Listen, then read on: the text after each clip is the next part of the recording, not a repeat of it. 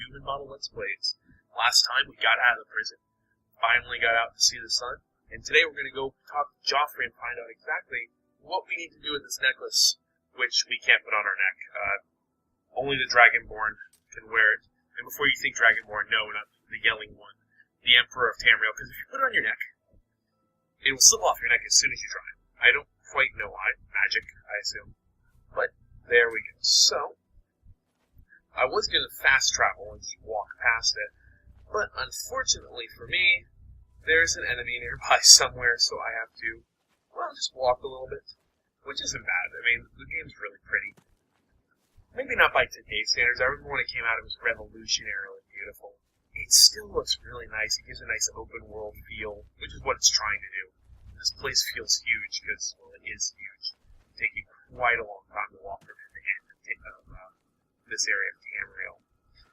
And, of course, right here we've got the Imperial City, which is pretty awesome. Can I actually finally fast travel now? Of course, it's actually screwed up everything, so I still have all my little quests. Literally. And here is the first look at what's called the fast travel system, which lets you go from place to place in a matter of seconds for you. It still takes the time that you would have walked there, average, and would have, it's raining, okay, it's raining. It still takes the time you would have walked there, and it lets you know, exactly what in the world. Sorry, I just accidentally went out the terrible 3D animations here, and you can see her. They're visible, but hey, they're not the worst. Anyways, as I was saying, getting a bit off track, it takes you the same amount of time to walk there as it would to fast travel. And in fact, sometimes it's actually a little quicker to walk there. But not always the best idea. But hey, if you don't want to spend 20 minutes walking, fast travel is always a good idea. There's not any, to my knowledge, time-centric quest, as in you have to be there by the 15th of whatever it is. So, let's see if I can remember how to sheath my sword. Okay. I'm Brother Joffrey. What do you want? This cannot be. No one but the Emperor is permitted to handle the amulet. Let me see it. By the Nine! This is the Amulet of Kings. Who are you? How did you get this? What do you know of the Emperor's death? As unlikely as your story sounds, I believe you. Only the strange destiny of Uriel Septim could have brought you to me carrying the Amulet of Kings. His meaning is unclear to me as well. The Emperor seemed to perceive some threat from the demonic world of Oblivion. The Prince of Destruction, Mehrunes Dagon, is one of the Lords of Oblivion. But the mortal world is protected from the daedra of Oblivion by magical barriers. I'm not sure. Only the Emperors truly understand the meaning behind the rituals of coronation. The Amulet of Kings is ancient. Saint Alicia herself received it from the gods. It is a holy relic of great power. When an emperor is crowned, he uses the amulet to light the dragon fires at the Temple of the One in the Imperial City. With the emperor dead and no new heir crowned, the dragon fires in the temple will be dark, for the first time in centuries.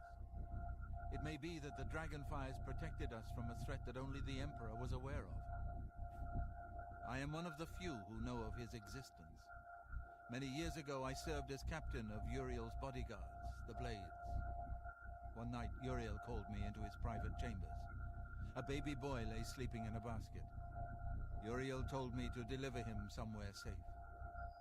He never told me anything else about the baby, but I knew it was his son. From time to time, he would ask about the child's progress. Now, it seems that this illegitimate son is the heir to the Septim throne, if he yet lives. His name is Martin. He serves Akatosh in the chapel in the city of Kvatch, south of here. You must go to Kvatch and find him at once. If the enemy is aware of his existence, as seems likely, he is in terrible danger.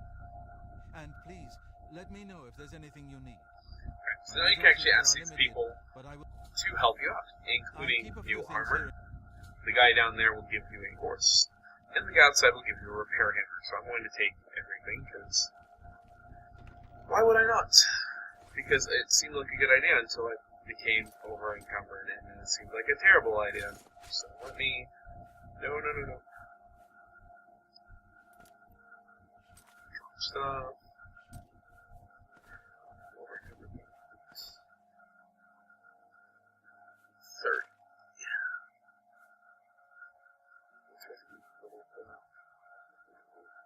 This is the one thing, there you go. One thing I'm always terrible at is inventory management, because I'm a pack rat, I love to grab everything, because everything's worth at least a little gold, so might as well, get everything you can. Greetings. Thank you. I know that Gonna you get the horse, go with. you have horses. Yes? Okay. Excuse me. Sorry about that. Goodness gracious. Goodbye.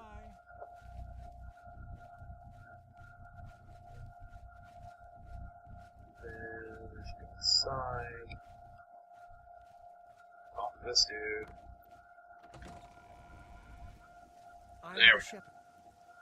Well, So from here on, we are going to probably go nowhere near where the plot wants us to actually go. You're supposed to go to Kavach, which is under attack by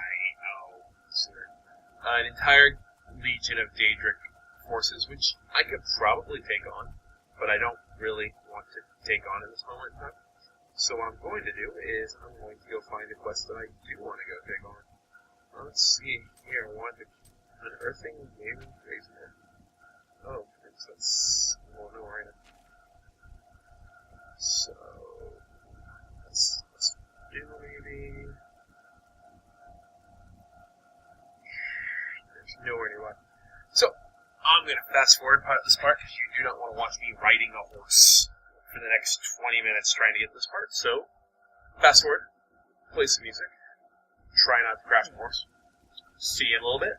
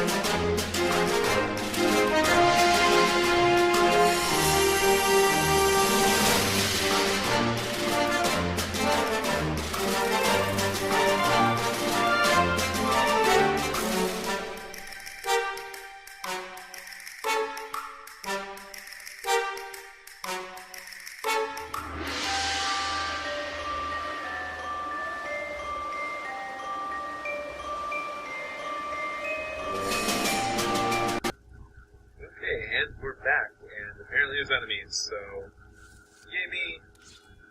Okay, so we finally made it here to what's your name again? Cindercliff Watch. Yes, that's exactly where I'm going to be. And let us begin the quest for Mayburn's Razor, which you might have just heard is our enemy, our daedric enemy. So let us see if we can find the enemy's weapon and use it against them. Go. Back off. How about you? Come on. Ow, ow, ow, ow. See, I don't usually use a shield. I usually just use whatever I have in hand.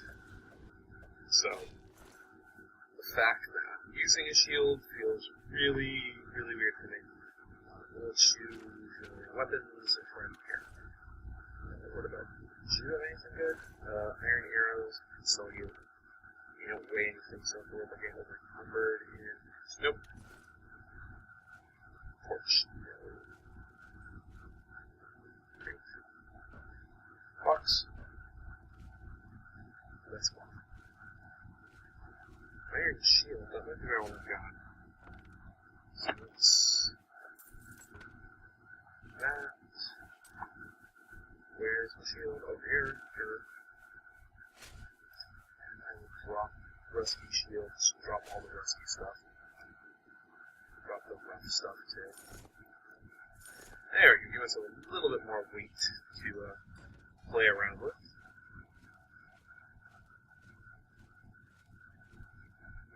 You're ominous as all get out.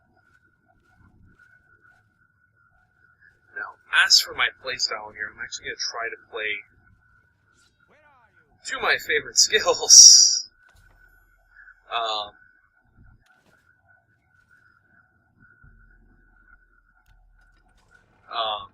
So that I may...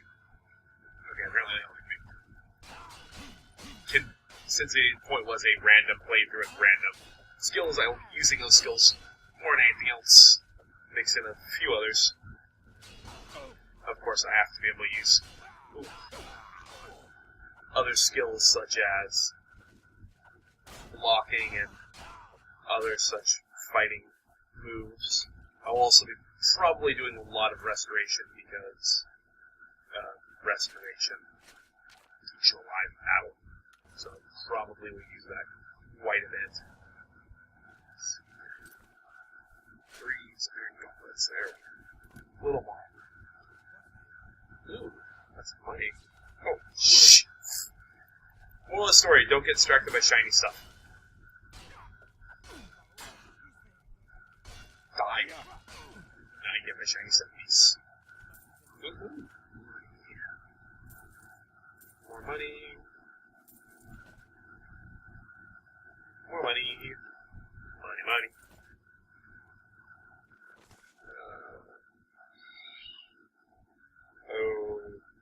Okay, so I'm just storing stuff. Nothing really relevant or interesting.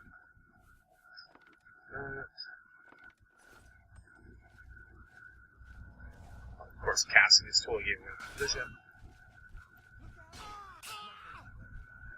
Come on. Stay down. Yes, I am totally not here. Totally invisible. Nobody sees me. Not clinking around in the heaviest armor I have.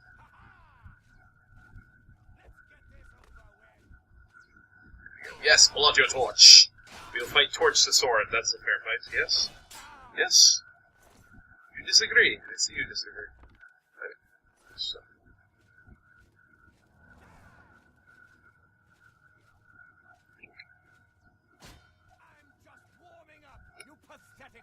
Ow. Take that to the face. Come at him. Now, I've actually never done this quest before, so I'm very interested to see exactly how this will go down. I've done other daedric quests, but this was sort of a DLC quest that, since I got the Game of the Year edition, I got free. So definitely a plus there, and very happy to get that. So I'm wondering where in the world we're going to be going. Just right down here. Chest. Chest with lockpicks. Why do chests have lockpicks in them? That doesn't make... Usually use a lockpick to open a chest. I'm probably overthinking this. Anyways, down to the depths. Depths. The bottoms. Making as much noise as I possibly can with my cling. Where is he? He's down there. Just drop down. Hurt myself a little. Hopefully. Not die. I said not die again. Ow, that is definitely die. Not die. I like not dying rather than dying. Okay, come on. Ooh, this guy's got a lot of armor. He's just got a really hard-hitting sword that I'm disliking a lot. Let's try switching to a two-handed weapon real quick. See if that might help. I think I have steel. Yeah, I have steel claymore. It's going to be doing double damage. Let's take that one. Have at you! Ooh, I like this a lot better than I like our other sword. That's going to be a thing. That's going to stay with us. Let's keep having more of that. More of that awesome two-handed slicey action. Unless I find a one-handed sword that's more powerful than this one. No, I didn't mean to.